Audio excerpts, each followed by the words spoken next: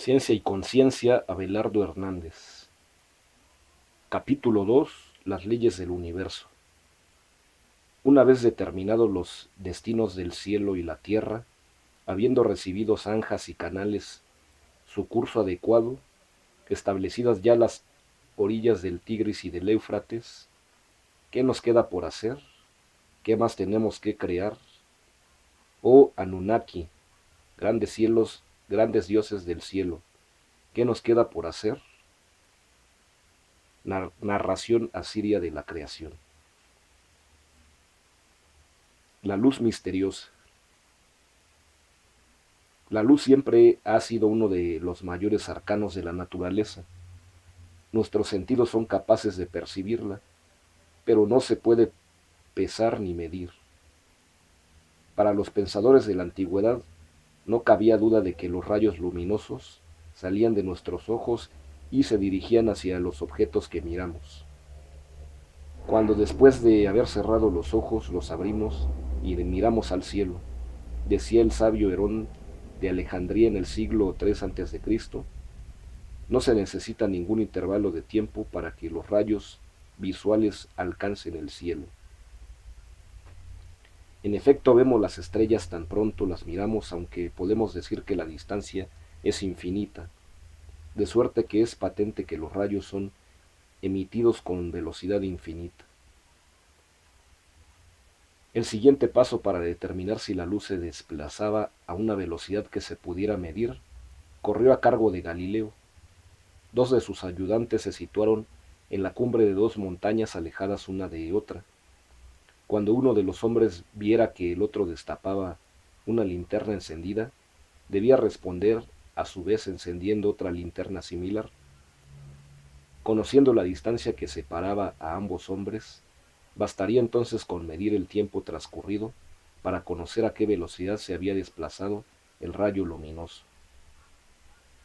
El método era básicamente correcto, pero la velocidad de la luz es demasiado elevada para que Galileo pudiera medir con los instrumentos de su época un intervalo de tiempo tan reducido. Parecía, pues, que realmente los rayos luminosos se movían a infinita velocidad.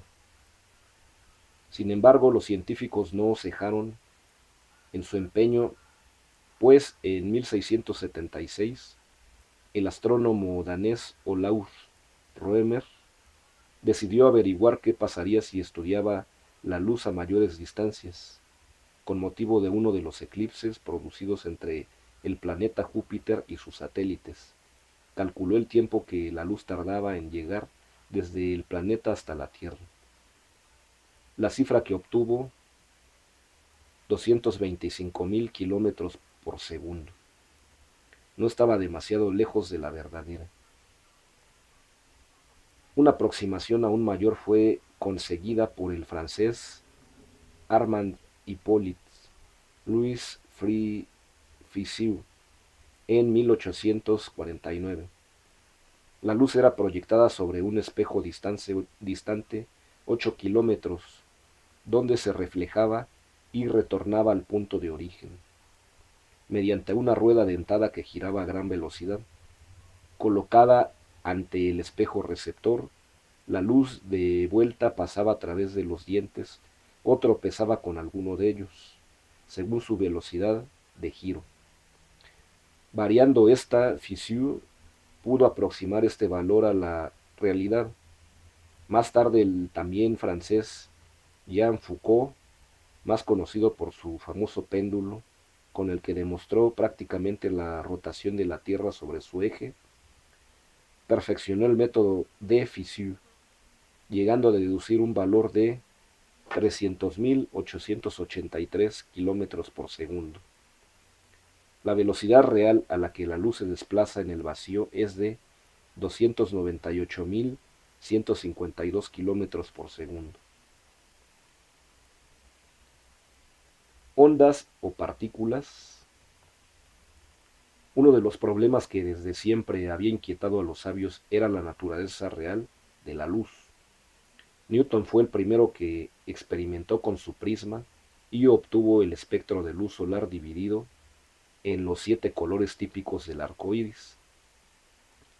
Hasta donde él había podido observar, la hipótesis que mejor explicaba la naturaleza de la luz era imaginar que se componía de diminutas partículas o cuerpecillos, corpúsculos.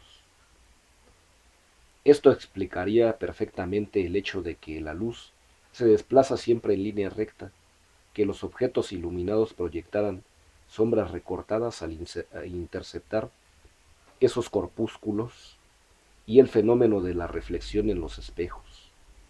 Las pequeñas partículas rebotaban en la superficie y salían despedidas con el mismo ángulo con que entraban.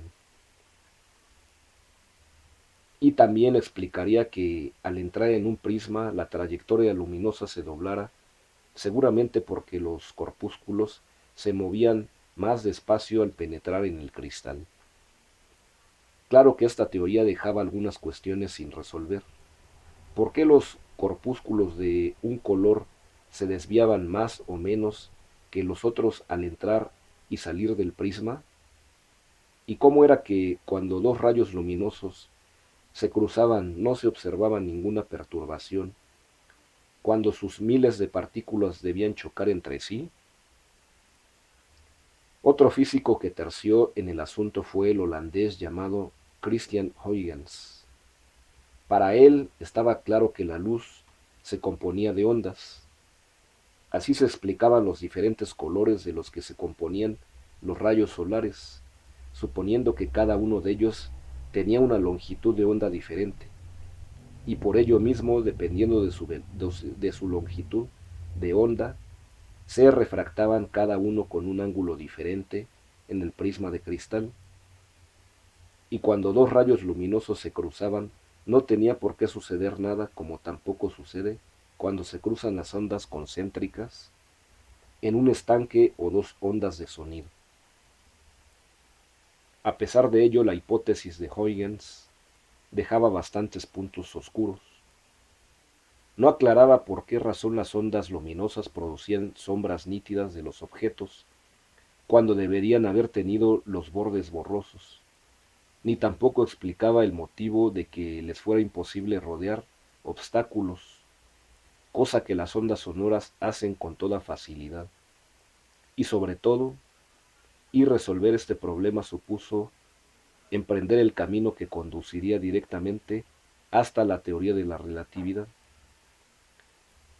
Si estaba suficientemente demostrado que las ondas de cualquier tipo necesitaban un medio material a través del cual propagarse, un cuerpo sólido líquido como el agua o gaseoso como el aire, ¿en qué sustancia se apoyaban las ondas luminosas que llegaban de las estrellas a través del espacio? Lo cierto es que durante mucho tiempo la hipótesis corpuscular, es decir, la sugerida por Newton, fue más popular que la de Huygens.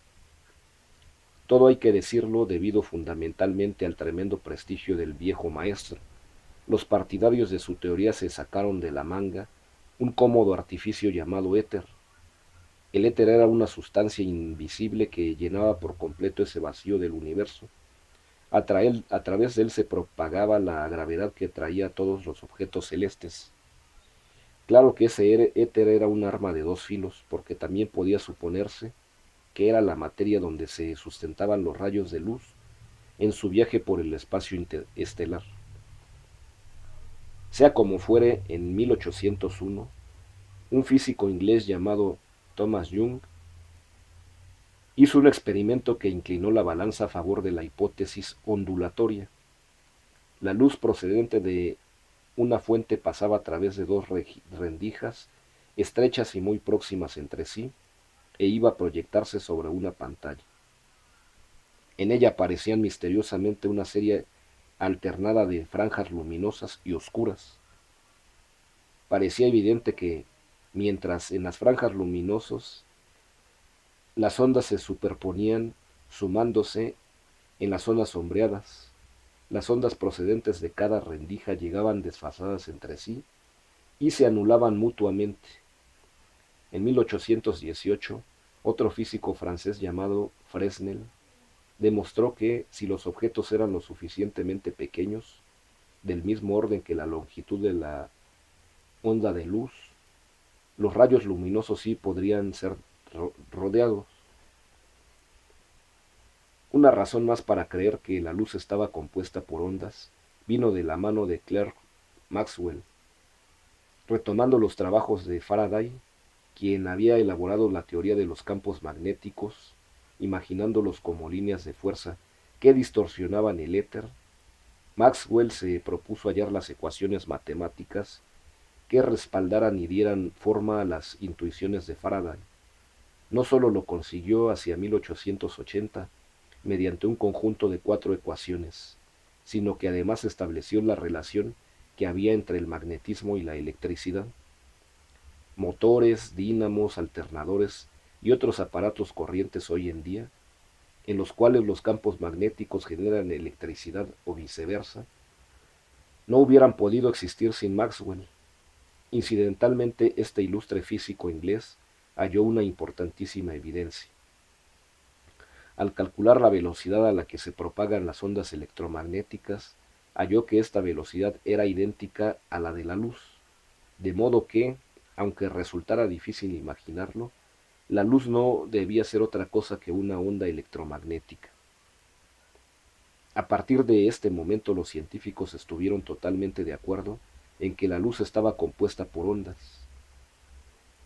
Sin embargo, como se demostraría no mucho tiempo después, en los terrenos de la ciencia a veces no se puede cantar victoria demasiado pronto, y sin que ninguno de los científicos existentes entonces lo imaginara, la conciencia del hombre estaba a punto de entrar en el gran escenario de la ciencia por la puerta trasera, conectando a éste con el universo hasta un punto que no habría podido siquiera imaginar magos, astrólogos o alquimistas de tiempos pasados.